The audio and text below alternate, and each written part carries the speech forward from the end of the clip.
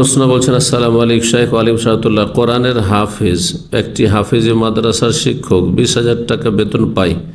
তার 3টি বাচ্চা রয়েছে। এখন তার বাবার কাছ থেকে প্রাপ্ত একটি ঘরের জায়গা ব্যতীত তার কোনো সম্পদ নেই, ঘর করার মতো টাকা নেই। এখন আমি আমার ফুফাতো ভাইকে আমার স্বামীর কাছ থেকে জাকাতের টাকা নিয়ে 20,000 টাকা দিতে চাচ্ছি।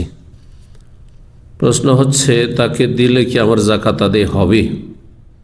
যদি তিনি যারা জাকাতের হকদার তাদের অন্তর্ভুক্ত হয়, সূরা তওবার আয়াত নম্বর 60-এ মহান আল্লাহ তাদের কথা বর্ণনা করেছেন। 8 শ্রেণীর মানুষ, ইন্নামা সাদাকাতু লিল ফুকারা ওয়াল মাসাকিন, এইভাবে আল্লাহ বর্ণনা করেছেন। তার বিস্তারিত আলোচনা আমার আলোচনায় আছে, সেখান থেকে বিস্তারিত শুনে নেবেন। এক কথায় তার যে অবস্থা, তাতে তার যে জরুরি যেসব প্রয়োজন সেগুলি যদি অভাব থাকে,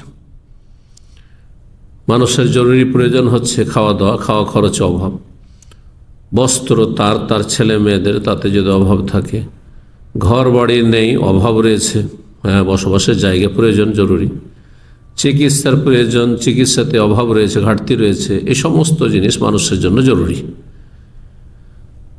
এসব ক্ষেত্রে কারো যদি অভাব থাকে, যতটা পরিমাণ অভাব আছে ততটা সে মিসকিন, সুতরাং সে জাকাত নিতে পারবে, তাকে জাকাত দিতে পারবেন। তার ঘর বাড়ি তৈরির জন্য জাকাত দিতে পারবেন, তার চিকিৎসার প্রয়োজন, তার ছেলেমেয়ে চিকিৎসা দিতে পারবেন, তার বস্ত্রের জন্য দিতে পারবেন ইত্যাদি। যার যতটা অভাব আছে অভাব পূরণের জন্য ফকির মিসকিনের অন্তর্ভুক্ত তাদেরকে দিতে পারবেন। আমাদের সমাজে ফকির মানে ভিক্ষুক না, ফকির মানে ভিক্ষুক নাই।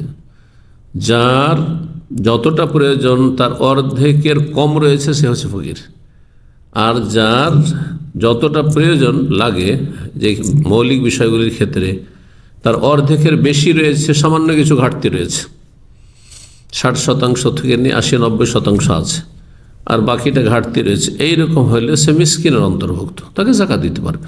জি, যদিও কোনোদিন কারো কাছে চাই না।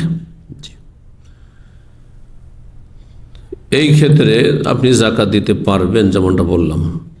তাকে আমি বলতে পারবো না এটা জাকাতের টাকা, সে কষ্ট পাবে। আমাদের দেশের মানুষদের ভুল ধারণা যে জাকাতের টাকা যদি নিই তাহলে আমি ছোট হয়ে গেলাম, বা কেউ জাকাত দিতে আসলে আমাকে সে কষ্ট দিল। ভুল কথা। আপনি যদি হকদার হন জাকাত দিতে পারেন, জি,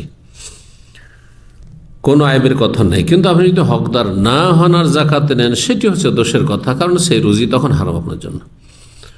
বলছেন তারপরে যে সে কি জাকাতের টাকা পরযোগ্য? হ্যাঁ, বললাম যে সে জাকাতের টাকা পরযোগ্য, যতটা তার প্রয়োজন রয়েছে ততটা পরিমাণ। আল্লাহু আ'লাম।